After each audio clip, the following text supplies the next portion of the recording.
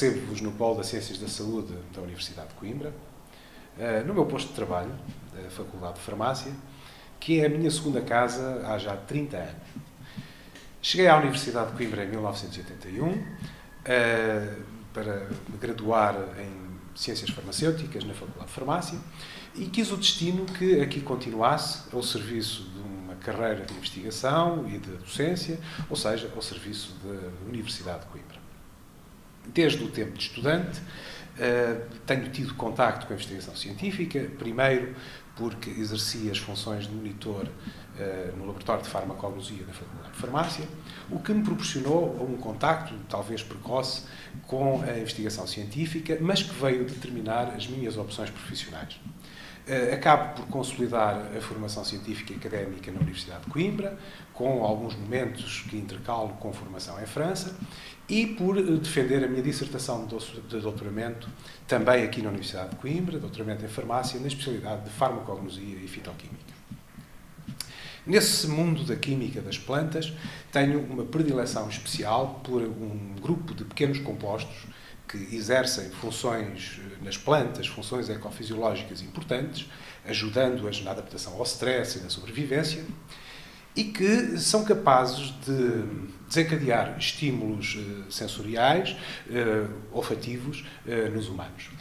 Esses compostos são os responsáveis pelos odores a que se associamos a algumas plantas, pelos aromas das suas flores, dos frutos, pelo buquê de um bom vinho e até pelas essências dos perfumes de exceção. Não é alheia a essa minha predileção por esses compostos a proposta que vos trago para o livro da semana. Trata-se de um romance, O Perfume, História de um Assassino, do autor alemão Patrick Suskind, publicado em 1985 e que é considerado uma das referências da literatura mundial do século XX. Está já traduzido e disponível em 42 idiomas. É um romance centrado na história de um homem, o Jean-Baptiste Grenouille, um homem que nasce na Paris do século XVIII, mas em condições de uma violência social, de uma crueldade e de uma pobreza imensas. Ele nasce sob a bancada de um mercado de rua, envolto em tripas de peixe, num local nauseabundo e pútrido, e que o destino acaba de salvar de uma morte anunciada às mãos da própria mãe, que acaba condenada por infanticídio.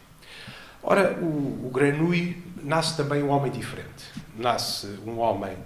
destituído de odor próprio, facto que assustava e incomodava todos aqueles com quem ele cruzava e que acaba por o remeter a uma vida de solidão e de introspeção. A natureza encarregou-se, porém, de fazer alguma justiça e, se bem que ele estava destituído de odor próprio, a natureza dotou-o de um olfato apuradíssimo, capaz de reconhecer, de distinguir os odores, os aromas mais imperceptíveis e de uma memória prodigiosa capaz de guardar todas essas sensações. É isso e a vida que tornam o Grenouille um perfumista de exceção, que se dedica à composição de perfumes, a sua única alegria, e que, de alguma forma, é a única maneira de ele se fazer notar pelos outros, de os condicionar, ou seja, de ganhar uma alma própria.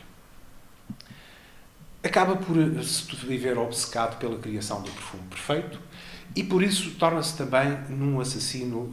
requintado. Ele escolhe as suas vítimas em função da exclusividade dos seus odores e depois acaba por as condenar a um destino de matéria de onde extrai e concentra notas odoríferas únicas. Este livro do Patrick Suskind facilmente cativa desde o início da leitura,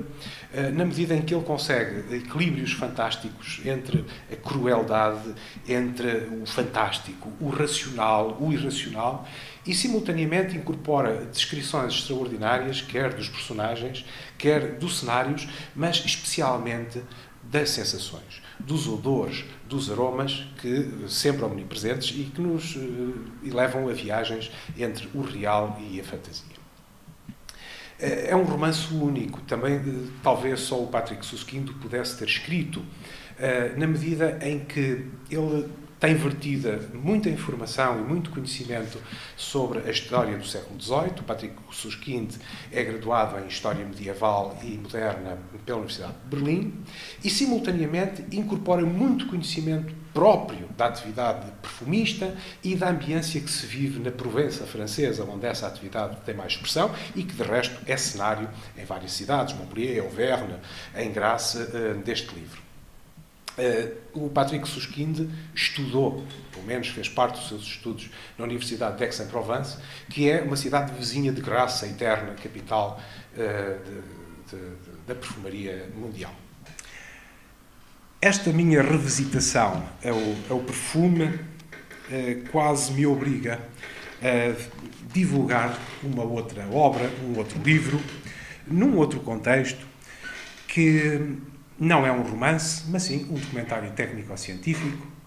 apenas disponível em língua inglesa, e que se intitula Scent of the Vanished Flora.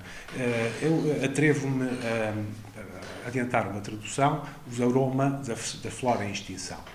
É escrito por um cientista suíço, com quem tive já o privilégio de privar algumas vezes, Roman Kaiser, que tem dedicado toda a sua vida à investigação e à reconstituição de aromas naturais. E há alguns anos atrás, durante 10 anos, liderou expedições no Hemisfério Sul, em zonas tropicais, onde, com ardilosas estratégias, conseguiu chegar a locais remotos e habitats remotos em busca de plantas únicas, plantas raras em vias de extinção, para aí captar os seus aromas, os aromas das suas flores, e os guardar para a história e para a eternidade. Acaba depois por publicar este livro, onde faz uma recolha e uma descrição de cerca de 250 dessas espécies em vias de extinção, com a particularidade de descrever quimicamente e exaustivamente o aroma daquelas fragrâncias das flores. Não poderia deixar de dar esta nota quando vos proponho o perfume para também este Roman Kaiser, um outro caçador dos nossos tempos, um caçador de perfumes. Se o primeiro é uma obra de referência da literatura do século XX, o Scent of the Vanishing Flora é um hino à vida na Terra e mais um testemunho da grandeza e do valor da biodiversidade.